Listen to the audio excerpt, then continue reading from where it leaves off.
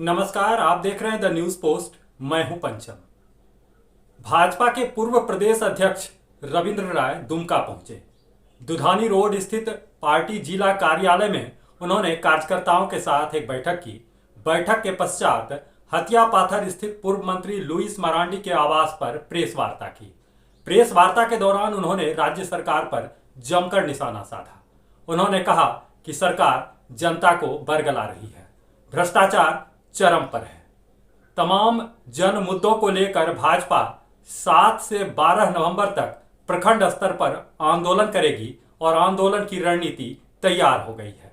Press वार्ता के दौरान क्या कहा पूर्व प्रदेश अध्यक्ष ने, आप भी सुनिए। बहुत ही अराजक हालात में हैं।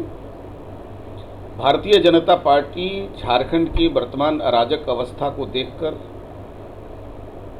यह महसूस कर रही है कि अब जनता को साथ लेकर के इस गैर जिम्मेदाराना सरकार को आईना दिखाया जाए और इससे मुक्ति दिलाने के लिए आगे बढ़ा जाए।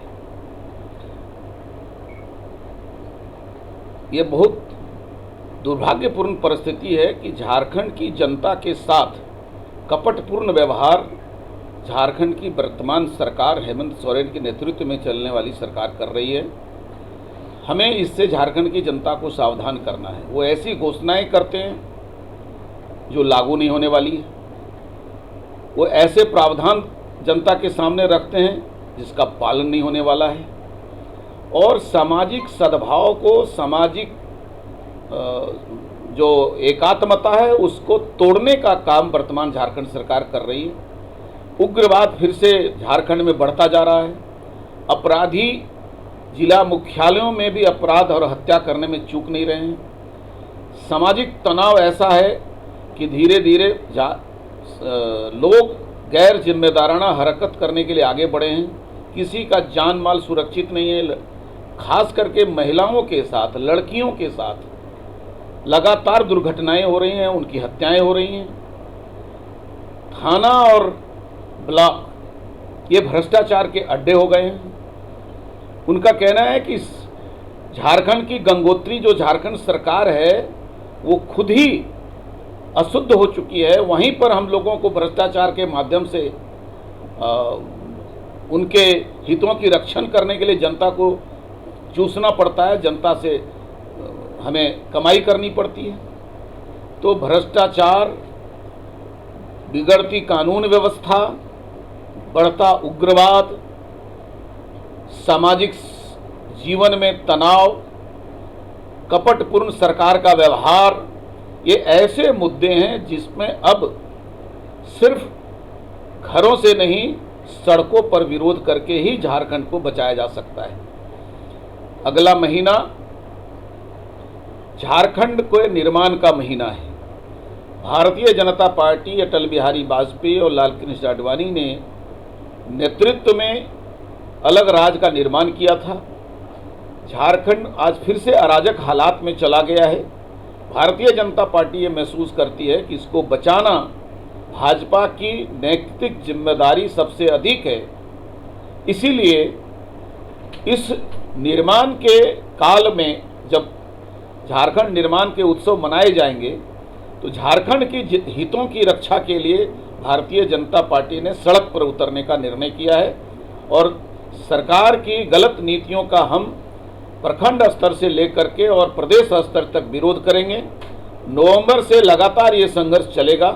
पहले प्रखंड स्तर पर, फिर जिला स्तर पर, उसके बाद प्रदेश स्तर पर। इस निकम्मी और छल पूर्वक, षड्यंत्र पूर्वक जनता को परेशान करने वाली और व्यवहार करने वाली वर्तमान जेएमएम नेतृत्व की जो यूपीए सरकार है उसको या तो रास्ते पर लाएंगे या तो शासन से मुक्त कराएंगे।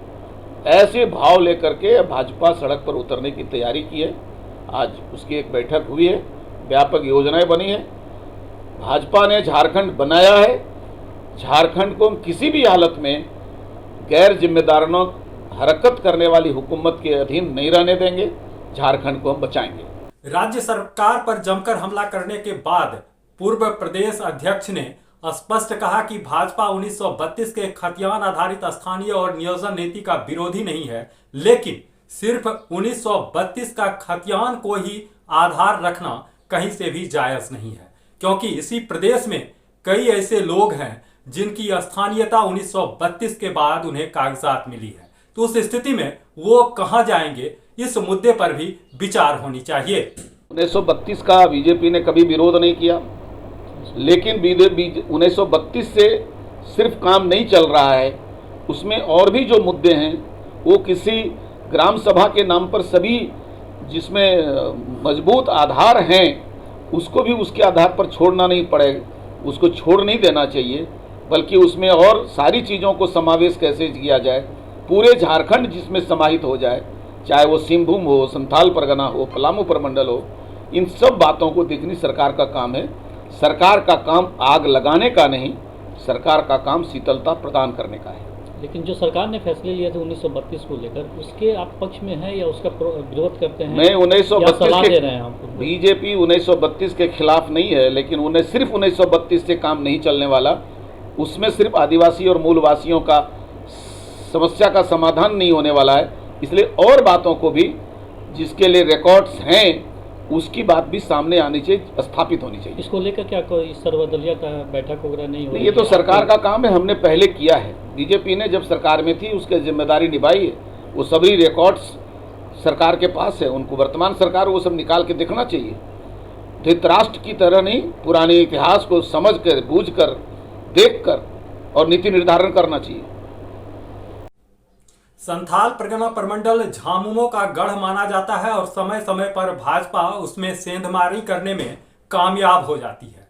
अब जबकि लोकसभा और विधानसभा का चुनाव होने में महज कुछ ही वर्ष शेष रह गए हैं, तो चुनावी सरजमी को तैयार करने में खासकर संथाल परगना प्रमंडल के लिए भाजपा कोई कोर कसर बाकी नहीं छोड़ना चाहती है। और यही वजह है कि अब जन मुद्दों को लेकर भाजपा के तमाम कार्यकर्ता, नेता और पदाधिकारी सड़कों पर उतरने का ऐलान कर चुके हैं। द न्यूज पोस्ट के लिए दुमका से पंचम कुमार झा।